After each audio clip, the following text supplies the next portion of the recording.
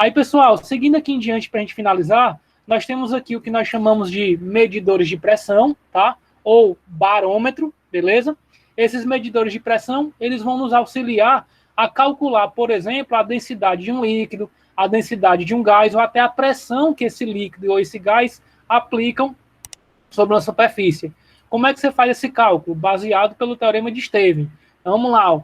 Primeiramente, você tem que pegar dois pontos de mesmo nível e que esses pontos estejam dentro de um mesmo líquido, tá? Então, aqui nós temos uma mistura heterogênea de óleo e água, onde aqui nós temos um encontro do óleo com a água, aqui nós temos um encontro do óleo com o ar, e aqui nós temos um encontro da água com o ar. Para que a gente possa igualar as pressões em dois pontos desse líquido, nós temos dois critérios. Primeiro, esses pontos têm que estar dentro do mesmo líquido e tem que estar no mesmo nível horizontal, beleza? Então, por exemplo, se eu pegar esse ponto bem aqui e esse ponto bem aqui, eles estão dentro do mesmo líquido, mas não estão no mesmo nível. Então, as pressões não são iguais, tá? Outro exemplo, se eu pegar esse ponto bem aqui e esse ponto bem aqui, eles estão no mesmo nível, mas não estão dentro do mesmo líquido. Então, também as pressões não são iguais.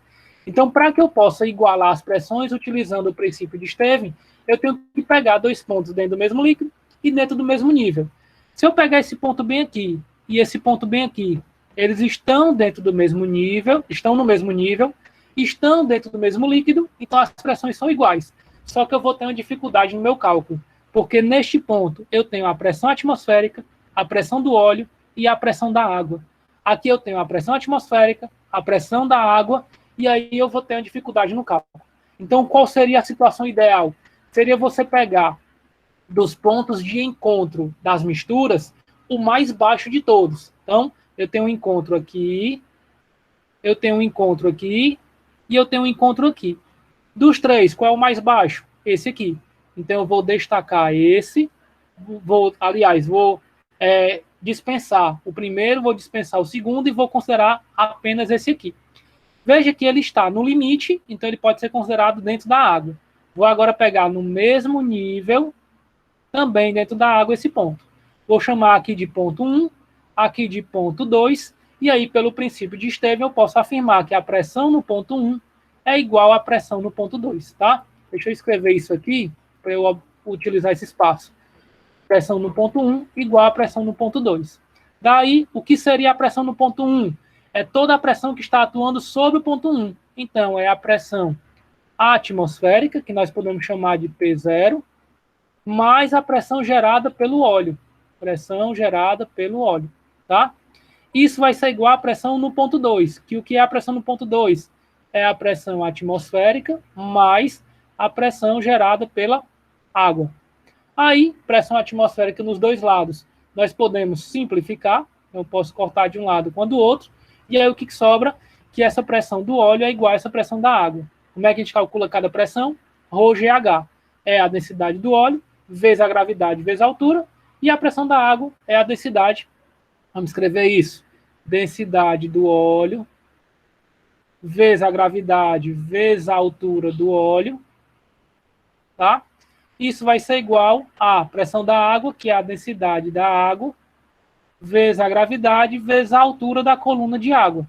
Aí, olha só, mais uma vez, a gravidade aparecendo nos dois membros, posso cortar, então, a gravidade de um lado com a do outro, e aí nós temos o cálculo que nós podemos fazer para calcular a densidade do óleo, que é pegar a altura dessa coluna de óleo e dividir o produto, a densidade da água vezes a altura da água, dividir pela altura do óleo. E aí nós vamos ter a densidade do óleo. Então, esse medidor de pressão, ele me permite calcular a densidade de um líquido desconhecido, por exemplo. O óleo é uma substância que provavelmente a gente conhece a densidade. Mas se você tiver uma mistura, que você não conheça que mistura é aquela, você consegue calcular a densidade dessa mistura utilizando esse dispositivo, tá bom?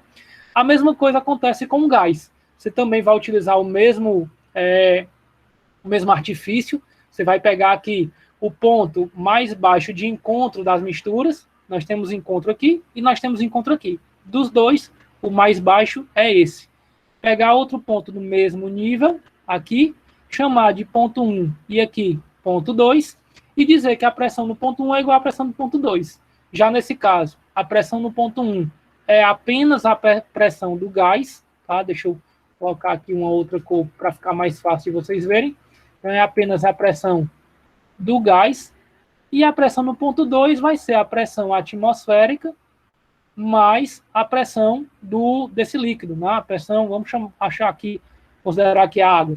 E aí você calcula a pressão desse gás utilizando esse manômetro, tá? Aqui um outro princípio que nós temos é o princípio de Pascal, que é baseado aqui no pressuposto que nós temos um mesmo líquido armazenado dentro desse recipiente. Nós podemos, então, afirmar que nesse lado que está chamando de entrada e esse lado que é de saída, que é o princípio dos elevadores hidráulicos, do freio hidráulico que nós temos no carro, é que a pressão de entrada vai ser igual à pressão de saída. Como a pressão é calculada pela força dividido pela área, quem é a pressão de entrada? É a força que nós aplicamos na entrada, dividido pela área desse êmbolo que se encontra na entrada, igual a força que vai atuar na saída, dividido pela área da saída. Então, por exemplo, quando você põe aqui no elevador hidráulico um carro, vamos considerar aqui o meu carro bem bonitinho, ó, e você quer levantar esse carro nas oficinas mecânicas, por exemplo, para você não aplicar uma força maior do que o peso do carro, você pode utilizar esse sistema. Você aplica uma força aqui menor, numa área menor, e aí, devido à igualdade da pressão, essa força vai se tornar maior numa área maior, tá? Ah, Giovanni, mas aí nesse caso, como a força está sendo maior, ele vai estar dispendiando maior trabalho. E aí vai contra o princípio da conservação de energia na natureza. Não. Por quê? Porque quando esse êmbolo desce, vamos fazer aqui o desenho para vocês entenderem. Quando esse êmbolo desce, ele vai deslocar esse líquido para cá, fazendo com que esse êmbolo suba. Quando eles deslocam esse êmbolo, a quantidade de fluido que saiu daqui e veio para cá é igual. Então, sabendo que esses volumes são iguais, o volume na entrada que foi deslocado vai ser igual ao volume da saída que chegou, como é que a gente calcula esse volume? É a área da base vezes a altura. Então, o volume de entrada, o volume é a área vezes a altura. Então, o volume de entrada é a área do êmbolo de entrada vezes a altura que esse êmbolo desceu, né, que ele chamou ali de D, né? Então, deixa eu representar aqui pelo D, o deslocamento do êmbolo de entrada. Isso vai ser igual ao volume de saída, que é a área do êmbolo de saída, vezes o deslocamento deste êmbolo. Veja, então, que como a área é inversamente proporcional ao deslocamento, aquele que tem menor área se desloca mais, aquele que tem maior área se desloca menos. Como o trabalho é força vezes o deslocamento, apesar de ter tido uma maior força, houve um menor deslocamento. Há um equilíbrio, e é proporcional, fazendo com que o trabalho realizado nessa região seja o mesmo trabalho realizado por essa região, entrando em conformidade ao princípio da conservação de energia na natureza. Tá bom?